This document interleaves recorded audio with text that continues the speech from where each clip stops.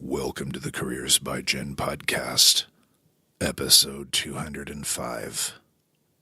On this episode of the podcast, Jen offers 11 compelling conversation starters for those intimidated by making small talk over the holidays.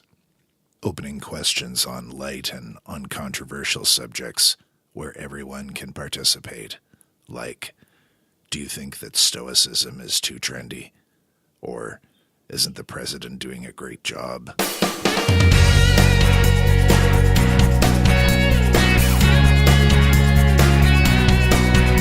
You're listening to the Careers by Jen podcast with me, Jen Swanson, the podcast that helps you to get the job, love your work, and advance your career.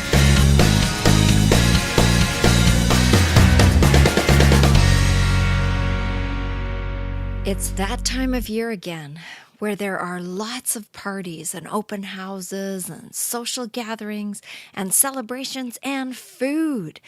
I love this part of the season, and I'm an extrovert, so this doesn't scare me as much as it scares some people. My introvert friends, though, tell me that having to be in situations where small talk is required absolutely terrifies them. And if it doesn't terrify them, it frightens them or makes them anxious. Is this you?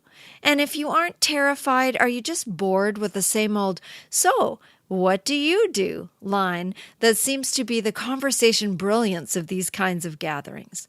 Would you like to know what to say that's less boring and more compelling? Are there things you'd rather hear about that don't include what a person does for a living?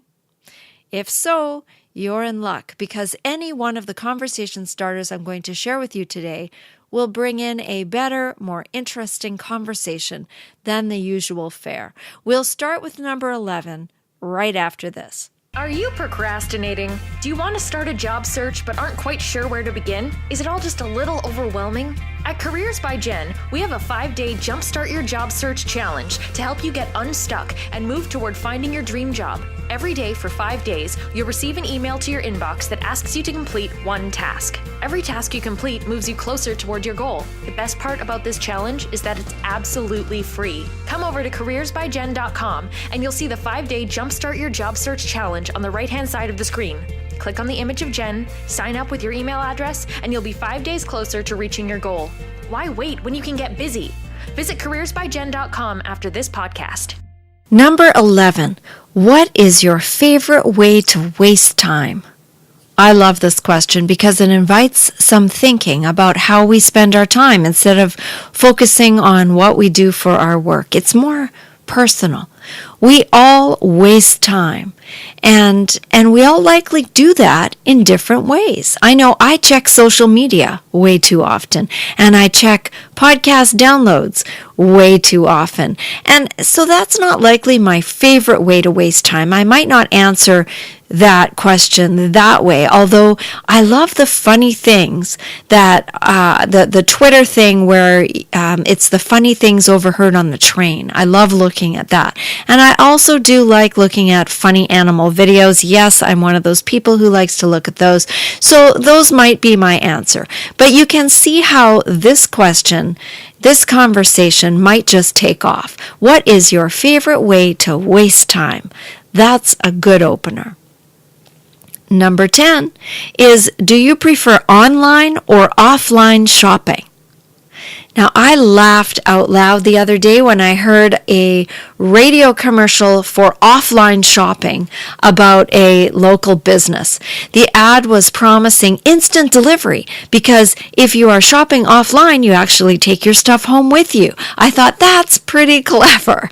It's a good way to get some discussion started by dropping in that question. Do you prefer online or offline shopping?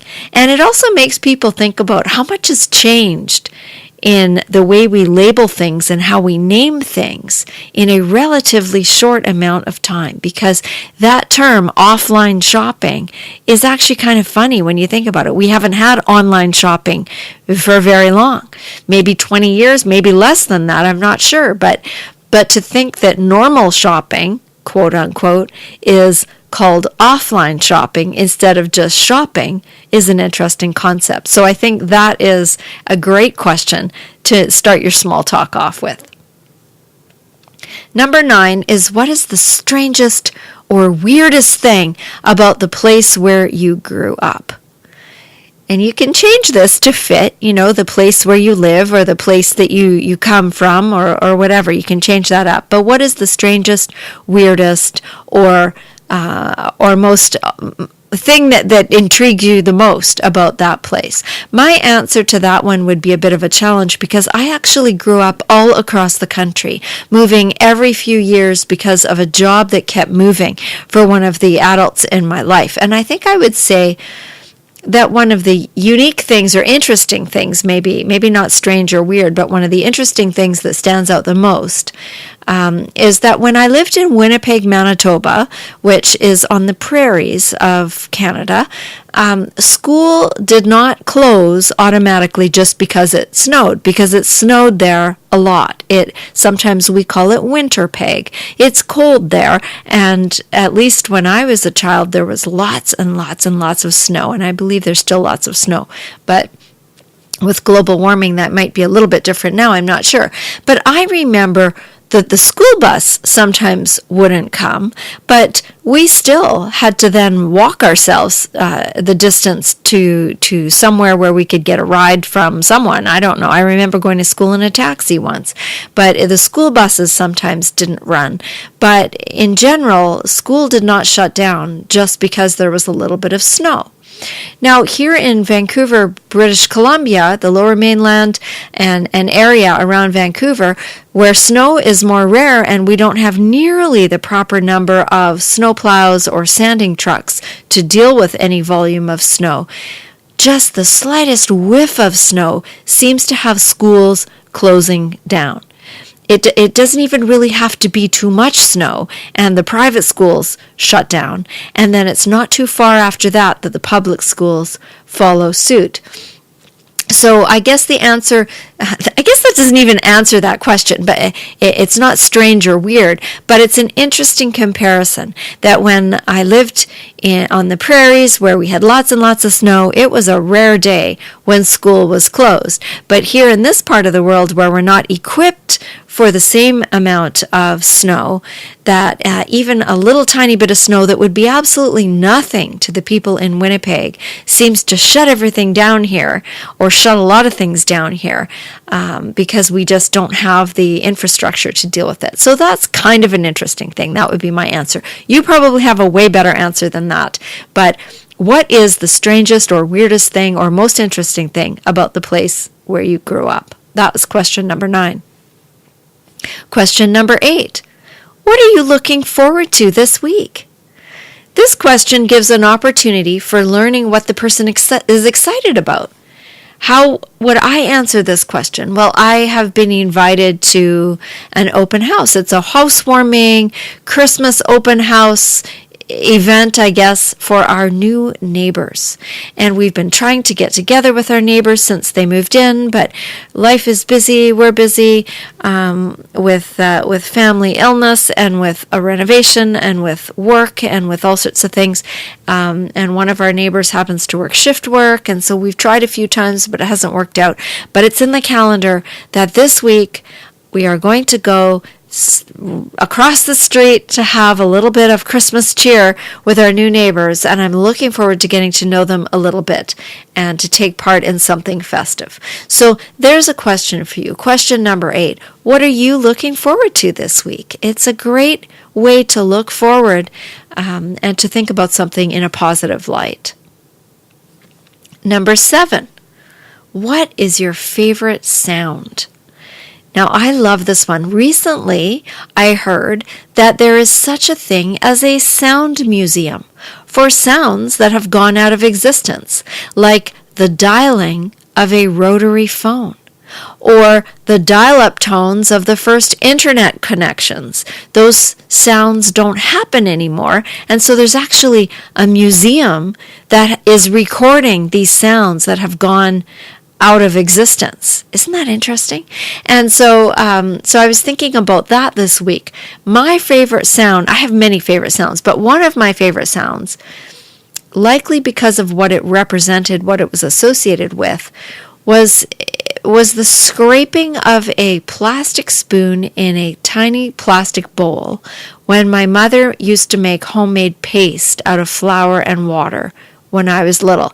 We were doing arts and crafts in our basement when I was really young. It was winter. It was too cold to go outside.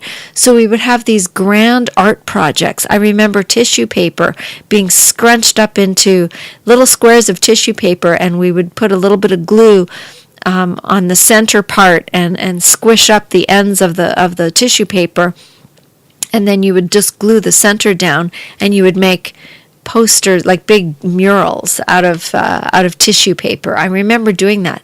And she used to make paste for us for some reason, make glue with flour and water. And the stirring sound of that flour and water in the little plastic bowl was just a really comforting sound. I've always liked that sound. I don't know why.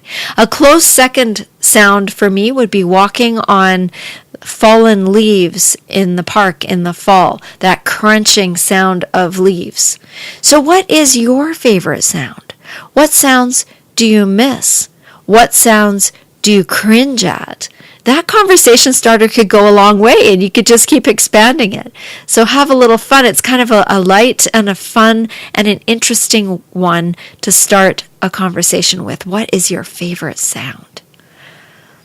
Number 6, what is the most useful item that you own? Well, this one's easy for me. For me, the first thing that came to mind when thinking about this question was my Vitamix blender.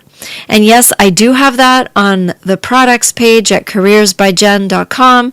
On the resources page, I have an affiliate link for it. So if you purchase one through the website, I will make a small commission at no cost to you, no extra cost to you. But honestly, even if I wasn't associated with it at all, the Vitamix is my favorite appliance. We pack this thing with us when we go to the cabin in the summer, or when we go camping, if we don't actually camp, but when we're, renting a cabin somewhere and we're staying there, anywhere that we're going that doesn't involve an airplane, we take the Vitamix with us. It does everything from make ice cream to make hot soup, and it makes our everyday breakfast smoothies. It's fantastic for mixing drink mix, and the other day I tried out a new dip recipe for apples that's actually really healthy. I took a few pitted dates, maybe 7 or 8, tossed them in to the blender with a 1/4 teaspoon of cinnamon and a good splash of water, and I whirled it around for a few moments, and it made a fantastic dip for sliced apple. And unfortunately, I had to share that with Scott and with one of our kids who was home, because I hadn't made very much. I'd only made a tiny bit, and so it didn't go very far. But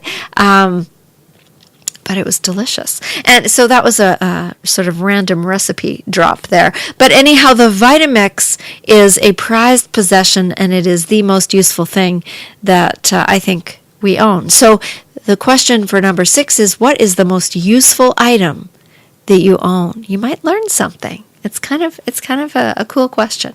Okay, number 5, what are you binge watching these days?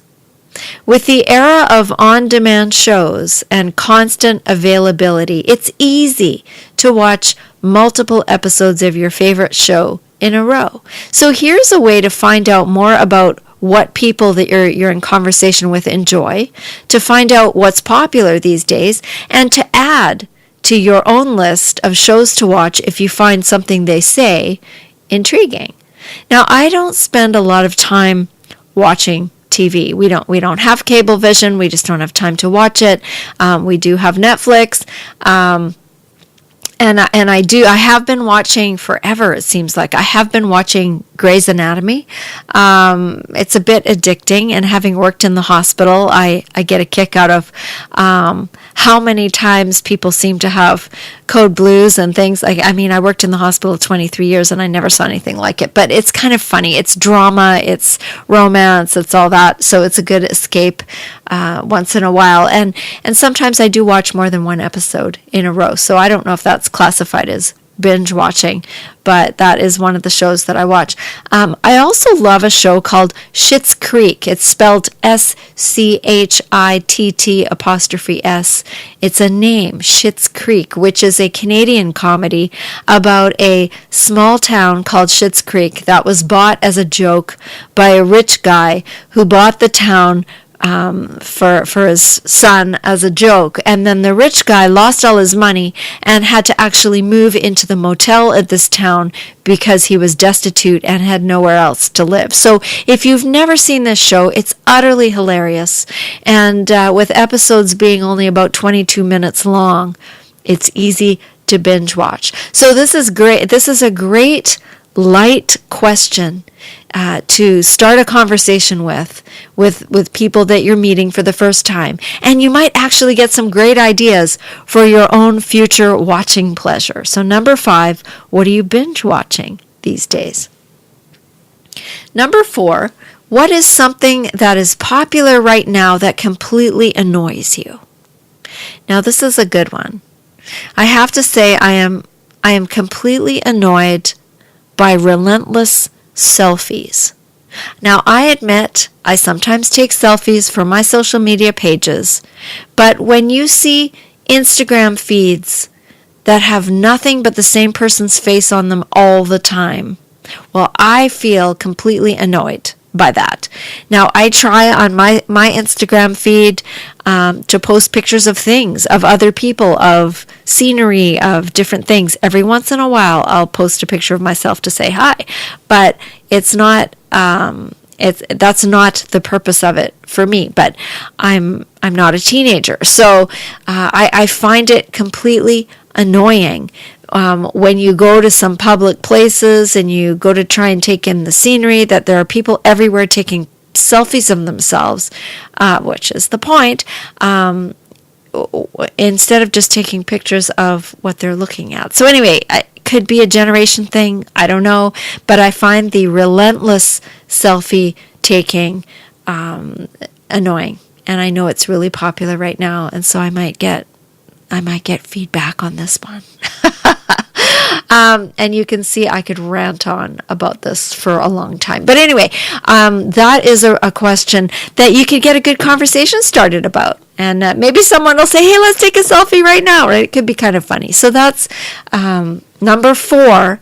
What is something that is popular right now that completely annoys you? The third question, what saying or word from the past do you think we should resurrect? Is there a phrase or a word that you wish would come back into fashion? And if so, what is it? Now, I like this question.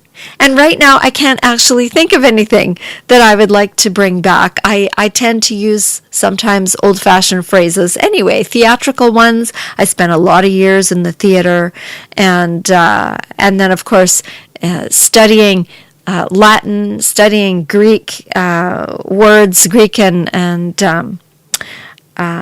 Latin words for medical terminology, and then the biblical studies that I've done. There are a lot of phrases that I use that sound old-fashioned as it is. But I like a couple of ones like do pray tell. It always seems better with a British accent, and I do that very badly. Or you look positively smashing, darling. You know, a little bit of fun. But those are some phrases or some sayings that I think are kind of funny. But you might have better ones than I can think of right off the top of my head. So what sayings or phrases or words do you think should be brought back into popular use? It's a great question because it'll get people thinking about words that we don't use anymore or we don't use in the same context anymore. And what a great way to talk about what words mean these days and to have an interesting and funny conversation. The second, we're going backwards, so I went from 11 down. So the second question in my list of 11 is, do you prefer physical books or ebooks?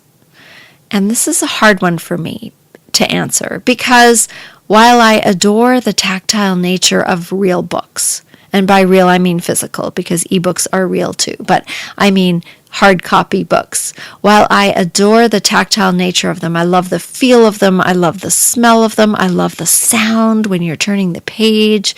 I love to turn over the book and look at the artwork. There are so many things I love about real books, about physical books, the weight of them in my hand. I have way too many books in my life. We have boxes and boxes of books. They are precious to me. And while I adore books, I also received a Kindle for my birthday last summer, and I must admit, it is fabulous. It is so easy to get books that I'm interested in reading, and it's so easy to pack around this thing in my purse. It's lit, so I can read it in the middle of the night if I wake up without waking Scott up, and I actually read more because I have the ebook reader with me. So while I will always be a hard copy book fan, and I will always still pick up pick up a physical book, the ebook is seriously growing on me. So it's an interesting question. I know there are some people who are absolutely not. I will only read books that are hard copy books, and other people will only read ebooks, and there are people like me who are kind of in between. So there's your question. Question number 2, do you prefer physical books or ebooks? And the first question, and again, these are not in the order of the best of. These just happen to be 11 questions that I think would be excellent conversation and compelling conversation starters. The first one is, what is the most memorable meal you've eaten? And then you might follow that with, where were you when you ate it? So there are a few memorable meals because I love food. Who doesn't? There are many memorable meals that I could tell about. But the first one that came to mind was an unexpected Christmas guest came to our home when I was about 5 years old. And this was back in Winnipeg. And there was a friend of a friend who was in town for business and had nowhere to go on Christmas. And so somebody phoned my mom, and my mother, my brother, and I were alone that year. My mom's partner was out of town working, and so this stranger was invited to join us for dinner. And my mother decided to make a fondue instead of any kind of a traditional meal because there were so few of us. And this man who arrived, to my 5-year-old self, was exotic looking. He had long hair in dreadlocks. He had beautifully colored clothing, and his name was Abdul, and he spoke with this soft, deep voice that had a beautiful accent to it. And I remember being quite in awe of this stranger.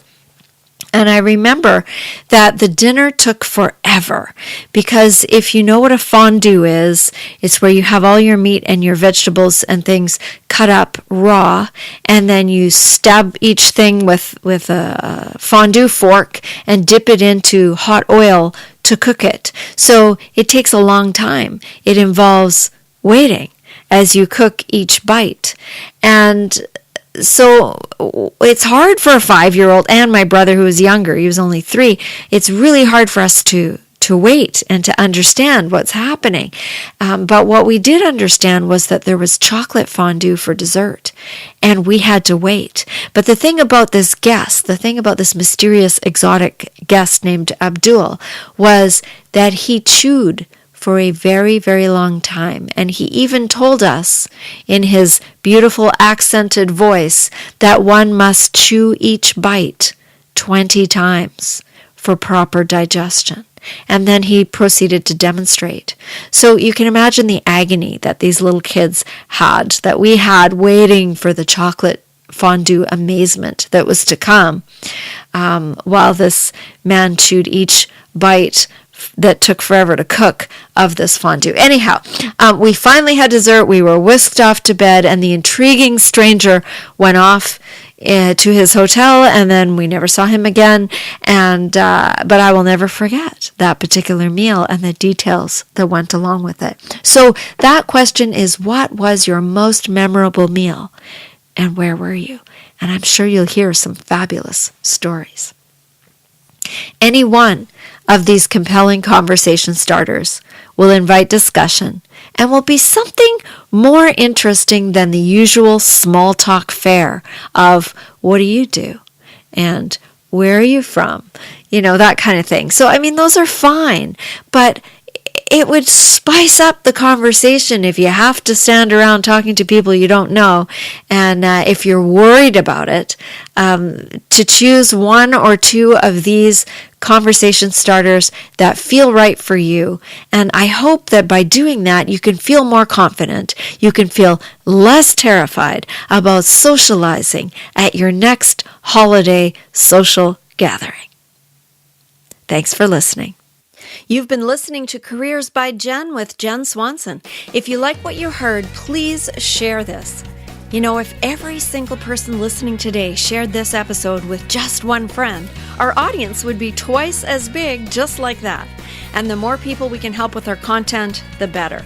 So help out a friend and help grow our audience by sharing this show with someone you know who would benefit from the content. If you haven't subscribed yet, please do that, and together we can make a difference. Until next time, take good care.